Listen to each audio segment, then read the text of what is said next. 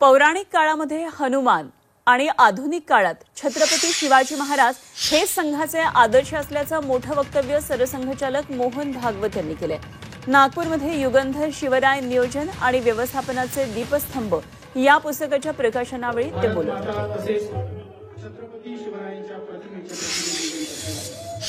Doctor Hedgewar, गुरुजी आणि बाळासाहेब तिघांनी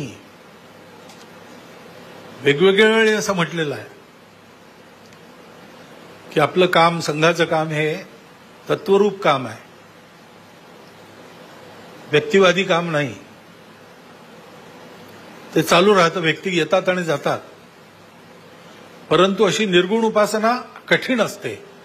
म्हणून जर आपल्याला साकार कोणी आदर्श हवाच असेल तो पौराणिक काळात श्री हनुमान आणि आधुनिक काळामध्ये छत्रपती शिवाजी महाराज हेच आहेत।